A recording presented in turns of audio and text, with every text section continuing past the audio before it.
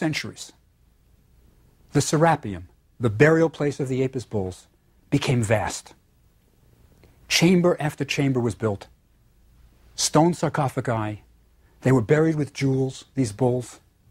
And it was a very, I guess it's mysterious place. When you go into the Serapeum, even today, it's very mysterious. It's a long cavern, rooms over here. Each one once had an Apis bull. Cleopatra was taken by her father to Saqqara to see the burial place of the Apis bull. They must have been burying a bull, and she was there for the services. Now, I believe that this is a turning point in Cleopatra's life. Cleopatra will become the only Ptolemy ever to speak Egyptian. The only one. The Greeks didn't care about the Egyptians. She's the only one who is going to try, well, she does, to speak Egyptian. Not only that, she will make a desperate attempt to resurrect the Egyptian religion, which is dying. And I think it's because as a kid, as a child, she goes to this tomb of the Apis bull, hears the priests chanting, sees the incense, and it makes an impression on her that will change her life. So we know she goes to the Apis bull tomb with her father. Now, her father dies, and he leaves a will. He actually leaves 2 copies of it. One in Alexandria, and the other is in Rome. Rome because he knows if this will is going to be honored, the Romans are going to have to back it up.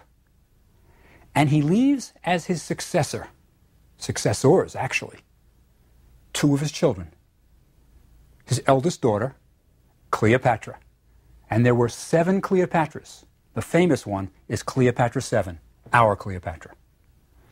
She is going to be one of the rulers, and she is going to rule with her younger brother, Ptolemy the 13th. So they are placed on the throne. Now, she hates Ptolemy, her younger brother. He's a brat. She just hates him. And Ptolemy isn't ruling for himself. Cleopatra is perhaps 17 years old. Ptolemy's younger.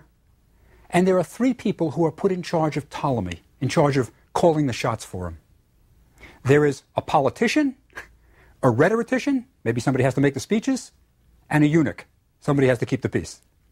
The important one is the politician, Pothinus.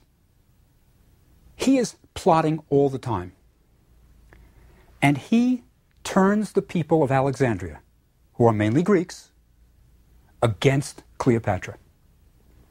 He puts the seeds of doubt in their mind that Cleopatra is pro-Roman, that she favors the Romans and doesn't care about the Greeks. Now, there is a little bit of truth in this. Cleopatra is smart. You know, she spent her childhood in the library at Alexandria. She read the history of Egypt. It is known that Cleopatra spoke many languages. When her father greeted ambassadors from foreign countries, she was there listening, and eventually she was allowed to greet them in their own tongue. This is a very smart young lady.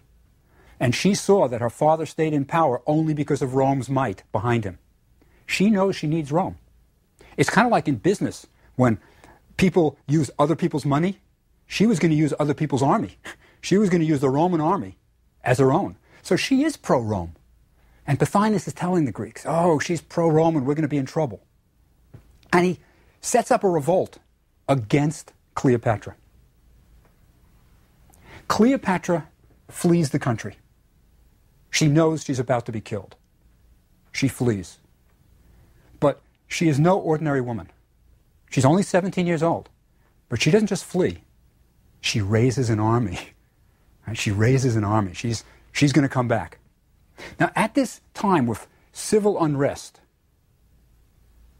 in Egypt, Rome is concerned.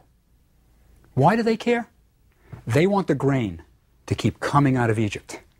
This is feeding Rome. Egypt was called the breadbasket of Rome. Rome wasn't growing enough for their army, and they're going to take it out of Egypt. So Julius Caesar is sent to Alexandria to straighten things out, to settle Rome.